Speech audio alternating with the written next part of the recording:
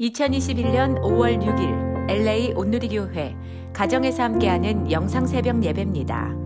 오늘 말씀은 출이집트기 13장 11절에서 22절 내 삶을 인도하시는 내 삶의 주인입니다.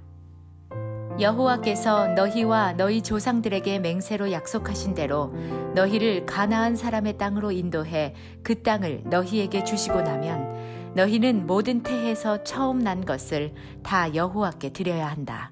너희 가축들 가운데 처음 난 것도 모두 여호와의 것이다. 처음 난 나귀는 모두 어린 양으로 대신해 값을 치르도록 하라. 만약 값을 대신 치르지 않을 경우에는 그 목을 부러뜨리라.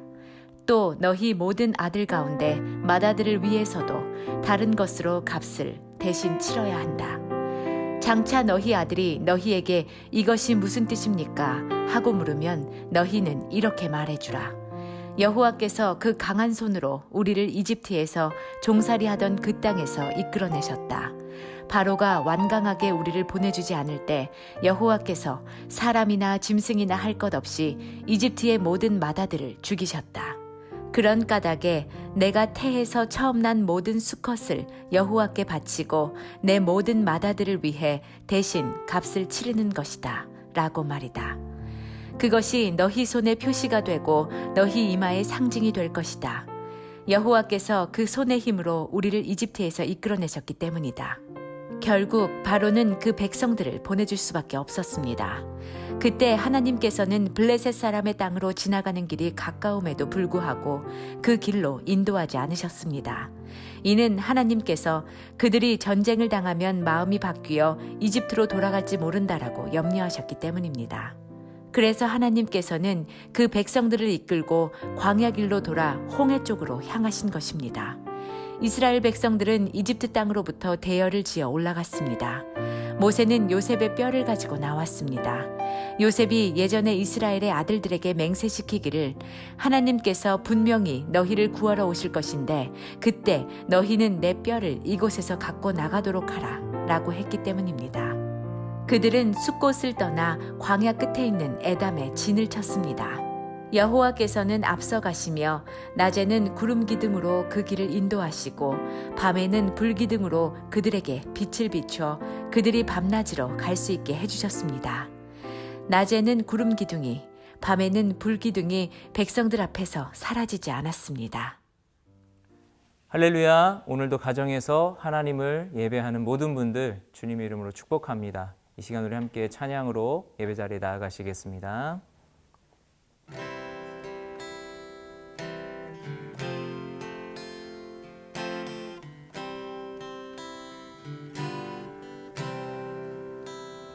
예수가 함께 계시니 시험이 오나 겁없네.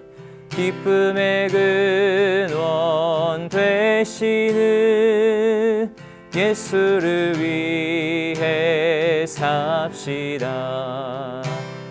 날마다 주를 섬기며 언제나 주를 기리고 그 사랑 안에 살면서 딴 길로 가지 맙시다. 이 세상 사는 동안에 주 이름 전파하면서 무한한 복락 주시는 예수를 위해 삽시다. 날마다 주를 섬기며 언제나 주를 기리고 그 사랑 안에 살면서 딴 길로 가지 맙시다. 날마다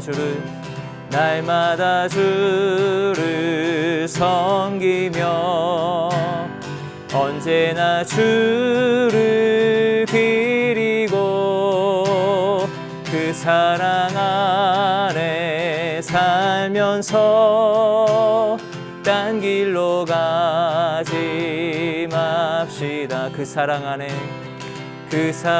안에 살면서 딴 길로 가지 맙시다.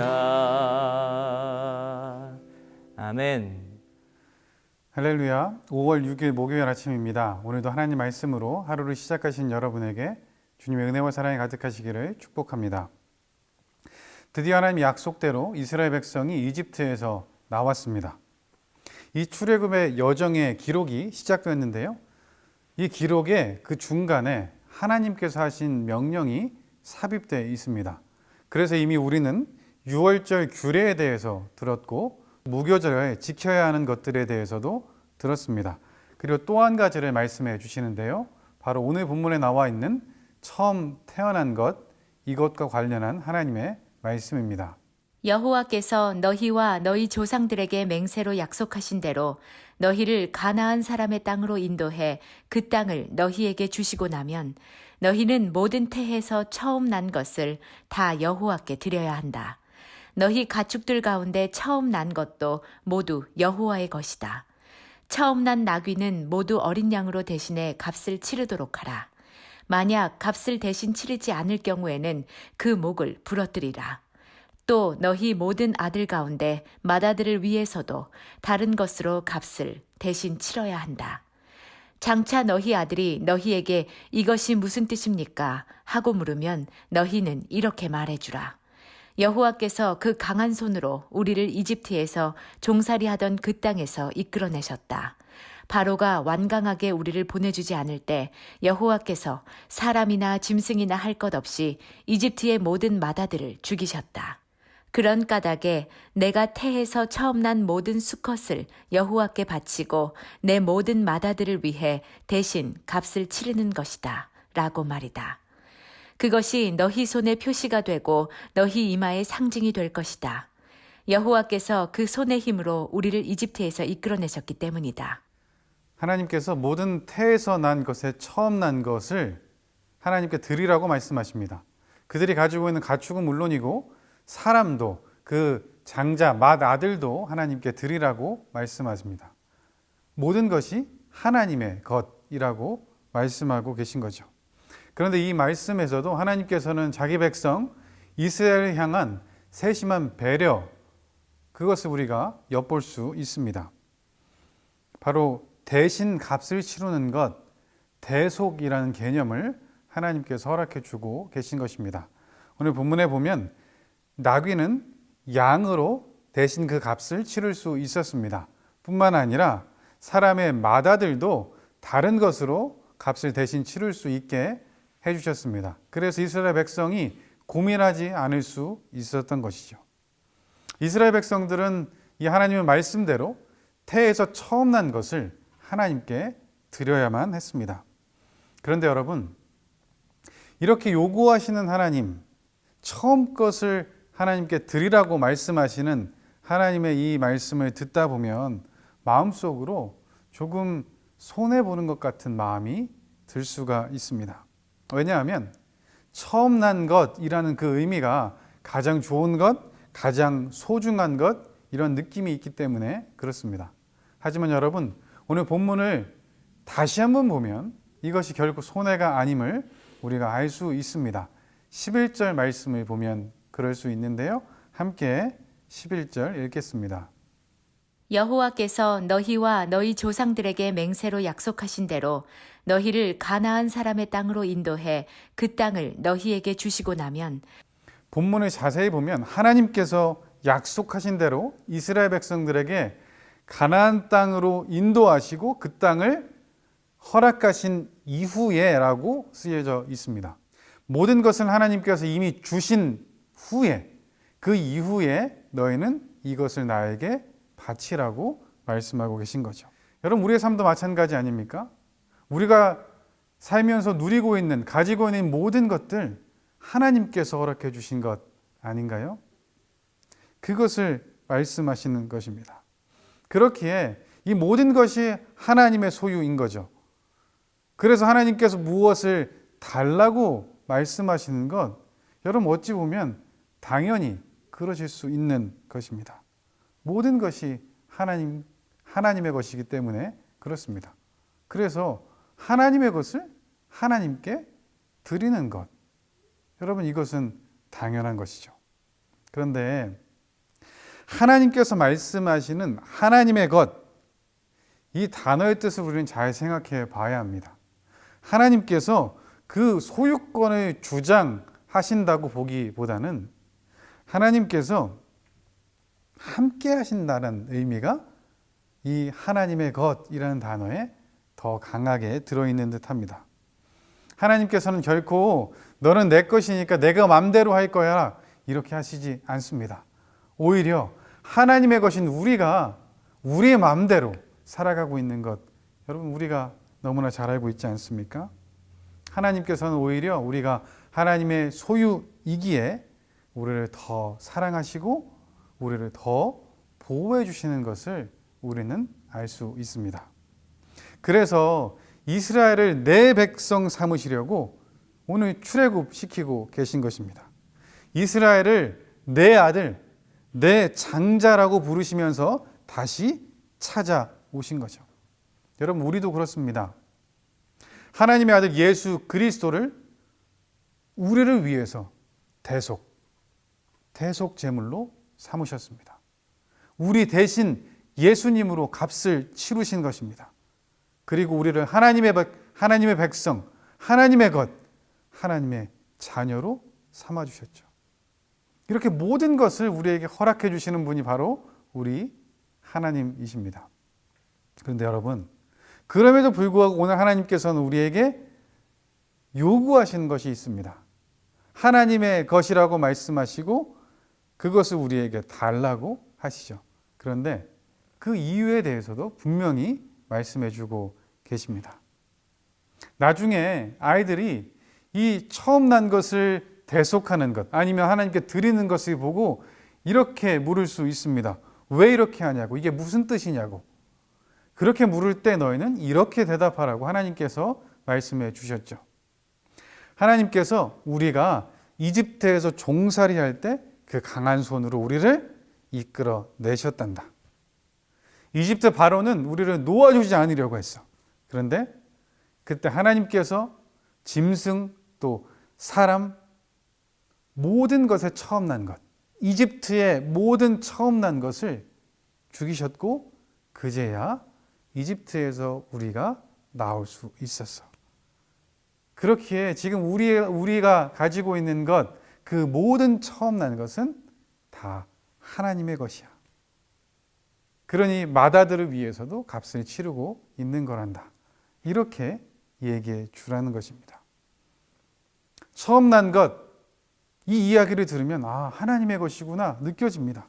당연히 드려야 하는 것이죠. 그런데 이 이야기의 가장 중요한 핵심은 무엇입니까? 바로 이 하나님의 인도하심, 구원하심을 기억하라는 거죠. 기억하라는 것에 강조점이 있습니다. 그래서 너희 손의 표시, 이마의 상징이 될 것이라 이렇게 말씀하고 계신 것이죠. 여러분 유대인들은 이 말씀을 그대로 지금도 지키고 있습니다. 그들이 기도할 때 오른팔과 또 이마에 이렇게 붙이는 테필린이라는 그런 가죽 상자가 있죠. 그 상자에는 네 구절의 말씀이, 성경 말씀이 들어 있습니다. 그들은 그 말씀을 기억하고 지키려고 노력하는 것이죠. 그 말씀 중에 가장 유명한 말씀, 쉐마 말씀이라고 불리는 그 하나님의 말씀이죠. 근데 오늘 이 본문도 그 네 구절 중에 한 말씀입니다. 처음 난 것을 하나님께 드림으로 하나님을 기억하라는 것이죠. 하나님의 인도하심과 보호하심, 그 사랑을 기억하라 말씀하고 있는 것입니다. 하나님께서 이들을 기억하신 것처럼 말입니다. 모세는 요셉의 뼈를 가지고 나왔습니다. 요셉이 예전에 이스라엘의 아들들에게 맹세시키기를 하나님께서 분명히 너희를 구하러 오실 것인데 그때 너희는 내 뼈를 이곳에서 갖고 나가도록 하라 라고 했기 때문입니다. 하나님께서는 이스라엘을 기억하시고 그들을 이집트에서 인도해 내셨습니다. 그뿐 아니라 하나님께서 또 하나 기억하신 것이 있었는데요. 바로 요셉입니다. 창세기 50장 24절 25절 말씀입니다. 그런 후에 요셉이 그의 형제들에게 말했습니다. 저는 이제 죽지만 하나님께서 분명히 여러분을 돌아보셔서 여러분들을 이 땅에서 데리고 나가 아브라함과 이삭과 야곱에게 맹세하신 땅으로 인도하실 것입니다. 요셉은 이스라엘의 자손들에게 맹세시키면서 말했습니다. 하나님께서 분명히 여러분을 돌아보실 것입니다. 그러면 여러분은 제 뼈를 이곳에서 갖고 나가 주십시오. 아멘. 이 말씀이 이루어졌죠. 여러분 출애굽기 시작, 그 출애굽기 1장에 보면 1장 8절에 이런 말씀이 있습니다. 요셉을 알지 못하는 새 왕이 일어났다. 그리고 이스라엘 백성들이 고난을 당하기 시작하죠. 여러분 이집트는 요셉을 잊었습니다. 하지만 하나님께서는 요셉을 잊지 않으셨죠. 그래서 이 출애굽의 여정에 요셉의 뼈를 가지고 나왔더라고 기록되어 있는 것입니다. 이 말씀처럼 하나님은 자기 백성 이스라엘을 기억하셨습니다. 잊지 않으셨습니다. 그들을 인도에 내고 계시죠. 그리고 이 출애굽의 여정이 계속해서 기록됩니다. 결국 바로는 그 백성들을 보내줄 수밖에 없었습니다. 그때 하나님께서는 블레셋 사람의 땅으로 지나가는 길이 가까움에도 불구하고 그 길로 인도하지 않으셨습니다. 이는 하나님께서 그들이 전쟁을 당하면 마음이 바뀌어 이집트로 돌아갈지 모른다라고 염려하셨기 때문입니다. 그래서 하나님께서는 그 백성들을 이끌고 광야 길로 돌아 홍해 쪽으로 향하신 것입니다. 이스라엘 백성들은 이집트 땅으로부터 대열을 지어 올라갔습니다. 다시 출애굽의 여정이 기록되고 있는데요. 오늘 본문에 보면 이들을 너무나 잘 알고 계신 하나님께서 또 한 번 세심하게 배려하고 계심을 볼 수 있습니다. 블레셋 사람들의 땅, 그 땅의 길로 가면 더 가깝게, 더 빨리 가나안 땅으로 갈 수 있습니다. 그런데 하나님은 그 땅을 피하게 하셨습니다. 왜냐하면 그들이 가다가 블레셋과 전쟁을 하게 되면 그들의 마음속에 그 두려움이 다시 그들로 하여금 이집트로 돌아가게 할 것을 하나님께서 알고 계셨기 때문에 그렇죠. 여러분 그 전쟁에서 이들이 착각할 수 있습니다. 아, 이집트 사람들이 우리를 보호하고 있었구나 이렇게 느낄 수 있는 거죠. 그럼 어떻겠습니까? 다시 돌아가지 않겠습니까? 하지만 이들에게는 하나님께서 그들을 보호하신다는 것을 알 필요가 있었습니다. 그렇기에 하나님이 인도하신 홍해를 향한 광야의 길이 그들에게 가장 맞는 길이었습니다. 그런데 여러분 우리의 삶을 살아가면서도 우리는 때로 우리가 원하는 길을 선택하고 싶을 때가 있습니다. 하나님께서 지름길을 주시기 원할 때가 있죠. 더 편하고 더 빠른 길을 말입니다. 하지만 하나님께서는 어떻게 하십니까? 우리에게 가장 알맞은 길을 허락해 주시죠. 그리고 그렇게 인도하시는 하나님의 그 계획, 모두가 하나님의 뜻 가운데 있음을 우리는 알고 있습니다. 그렇기에 우리는 하나님께서 때로 우리를 어떻게 인도하시든 그 인도하심에 순종해야 합니다.